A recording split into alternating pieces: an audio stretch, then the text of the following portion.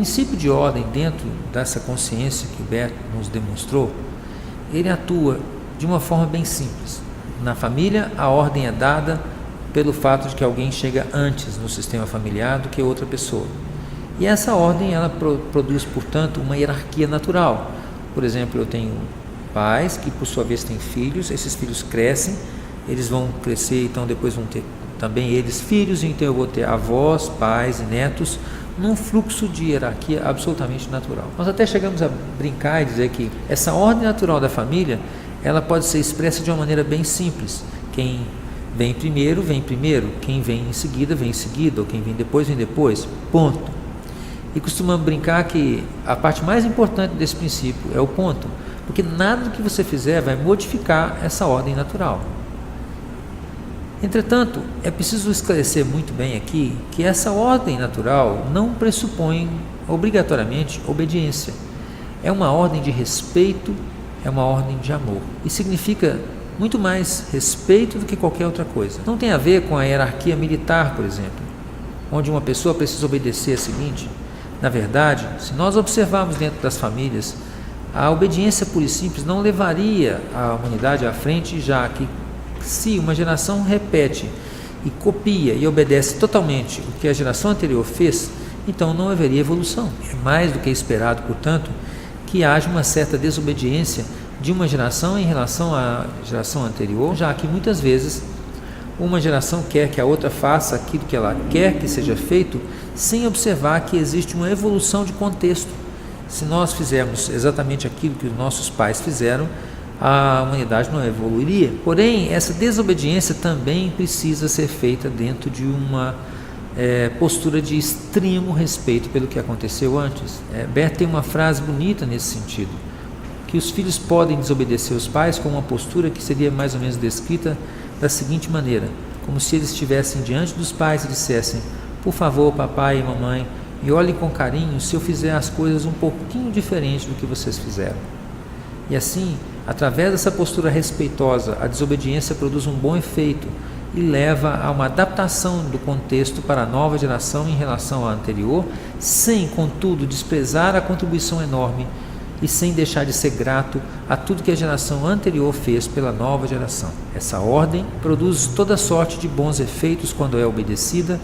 Por exemplo, ela faz com que a nova geração tenha geralmente um destino mais leve e frequentemente mais recursos e possibilidades do que a geração que a antecedeu. E todo tipo de efeito desastroso quando é desobedecida. Vale dizer, desobedecer dessa ordem não tem a ver com o que é feito, mas com essa postura com a qual uma geração lida com a geração anterior. Se existe desrespeito a essa ordem fundamental, o que nós observamos então ao longo do tempo é uma progressiva falha ou dificuldade de fazer com que os projetos sigam à frente, de tal sorte que a geração que desrespeita essa ordem natural, ela tende a falhar ou muitas vezes adoecer seriamente, ou às vezes as duas coisas simultaneamente. Com isso, nós não queremos dizer que exista aí um princípio kármico ou muitas vezes uma maldição, mas simplesmente a atuação dessa consciência que, através da repetição, busca incessantemente restaurar essa ordem natural. Um exemplo típico são os filhos que condenam e julgam seus pais porque muitas vezes eles tiveram muitos conflitos e acreditam no seu coração intimamente que eles teriam feito melhor do que os pais no manuseio de toda aquela situação. Então esses filhos têm recriminações sérias, julgamentos muito exacerbados contra os pais ou críticas, onde no fundo se sentem mais capazes do que os pais de levar uma vida de casal com mais sucesso e menos briga, menos conflito, menos tudo. Mas o que nós observamos quando verificamos o que acontece posteriormente na vida dessas crianças? Nós observamos que essas crianças, depois, na medida em que crescem, elas também têm relacionamentos de casal bastante tumultuados, quando não mais tumultuados do que aquilo que os pais vivenciaram antes.